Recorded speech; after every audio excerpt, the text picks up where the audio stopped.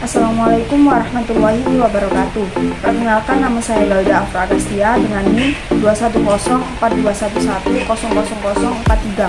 Di sini saya akan menjelaskan materi mengenai Pancasila sebagai sistem filsafat.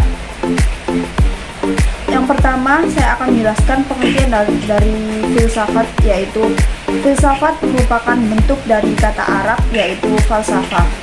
Filsafat juga berasal dari bahasa Yunani philosophia yang berarti philos yaitu cinta dan sophia berarti kebijaksanaan.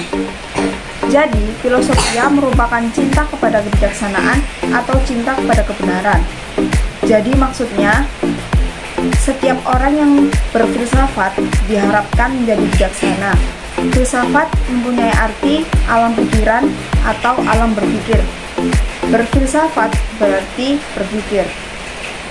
Berikut beberapa pernyataan yang memuat istilah filsafat, yaitu sebagai berikut. Yang pertama, sebagai seseorang pedagang, filsafat saya adalah meraih keuntungan sebanyak-banyaknya. Yang kedua, saya sebagai seorang prajurit TNI, filsafat saya adalah mempertahankan tanah air Indonesia ini dengan serangan musuh sampai titik darah terakhir. Yang ketiga, Pancasila merupakan dasar filsafat negara yang mewarnai seluruh peraturan hukum yang berlaku.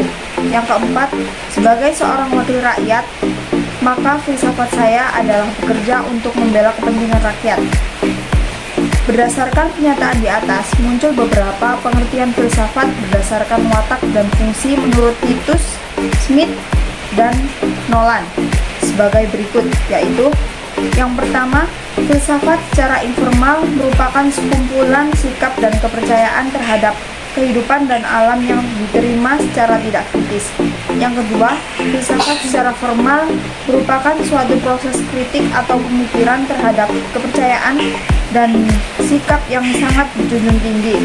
Yang ketiga, filsafat secara komprehensif merupakan suatu usaha untuk mendapatkan gambaran keseluruhan. Yang keempat, filsafat secara analis linguistik merupakan analis logis dari bahasa serta penjelasan tentang arti kata dan konsep.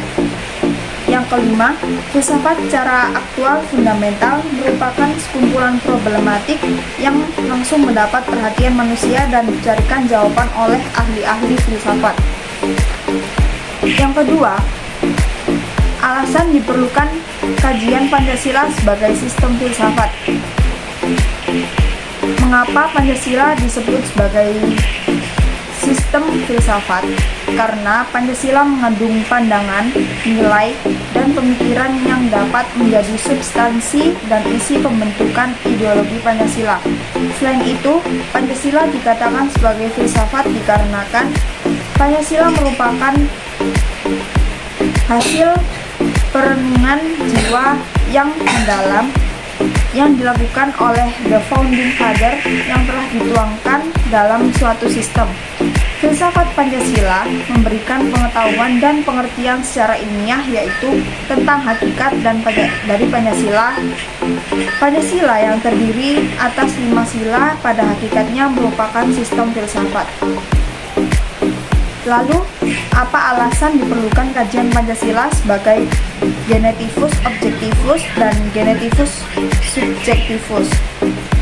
Yang pertama, Pancasila sebagai genetivus objektivus, yang artinya nilai-nilai Pancasila dijadikan sebagai objek yang dicari landasan filosofinya berdasarkan sistem dan cabang filsafat yang dikembangkan di Barat.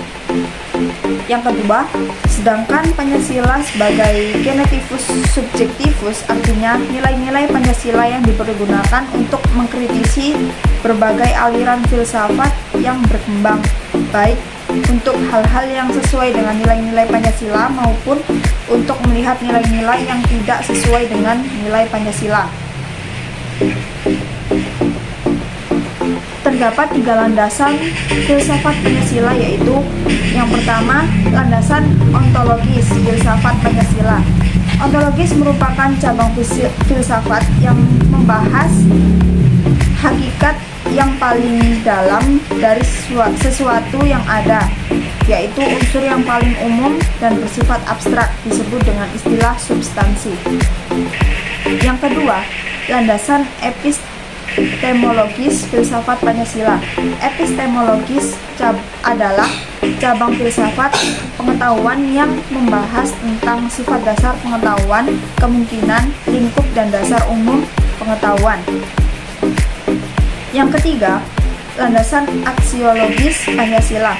Landasan aksiologis Pancasila merupakan nilai atau kualitas yang terkandung dalam sila-sila Pancasila. Sila pertama mengandung kualitas monoteis, spiritual, kekudusan, dan sakral. Sila kemanusiaan mengandung nilai martabat, harga diri, kebebasan, dan tanggung jawab. Sila persatuan mengandung nilai solidaritas. Sila keempat mengandung nilai demokrasi, musyawarah, mufakat. Sila keadilan mengandung nilai kepedulian dan gotong royong. Yang ketiga, yaitu esensi hakikat Pancasila sebagai sistem filsafat. Hakikat sila ketuhanan terletak pada keyakinan bangsa Indonesia bahwa Tuhan sebagai prinsip utama dalam kehidupan semua makhluk. Yang kedua, hakikat sila kemanusiaan adalah manusia monopluralis yang terdiri atas 3 modualis, yaitu susunan kodrat atau jiwa dan raga, sifat kodrat, makhluk individu dan sosial, kedudukan kodrat, makhluk pribadi yang otonom, dan makhluk Tuhan. Yang ketiga, hakikat sila persatuan terkait dengan semangat kebangsaan, rasa kebangsaan terwujud dalam bentuk cinta tanah air. Yang keempat, hakikat sila kerakyatan terletak pada prinsip musyawarah, artinya keputusan yang diambil berdasarkan pada semangat musyawarah untuk mufakat. Yang kelima, yaitu hakikat sila keadilan terwujud dalam 3 aspek, yaitu keadilan distributif, legal, komutatif. Yang keempat, yaitu urgensi Pancasila sebagai sistem filsafat. Berikut yaitu hal-hal yang sangat urgent bagi pengembangan Pancasila sebagai sistem filsafat, yaitu sebagai berikut. Meletakkan Pancasila sebagai sistem filsafat dapat memulihkan harga diri bangsa Indonesia sebagai bangsa yang merdeka dalam politik yuridis dan merdeka dalam mengemukakan ide pikiran untuk memajukan bangsa, baik secara material ataupun spiritual. Pancasila sebagai sistem filsafat membangun alam pikiran yang berakar dari nilai budaya bangsa Indonesia sendiri hingga mampu menghadapi ideologi dunia. Pancasila sebagai sistem filsafat dapat menjadi sekaligus way of thinking bangsa Indonesia untuk menjaga keseimbangan dan konsistensi antara tindakan dan pemikiran. Yang kelima, yaitu materi tentang fungsi Pancasila sebagai sistem filsafat dalam kehidupan sehari-hari yang sudah kita terapkan, yaitu Pancasila sebagai jiwa bangsa Indonesia.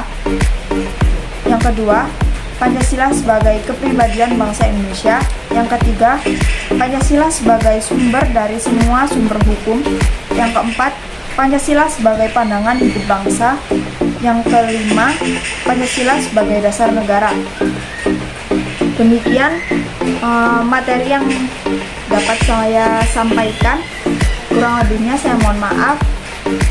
Terima kasih. Wassalamualaikum warahmatullahi wabarakatuh.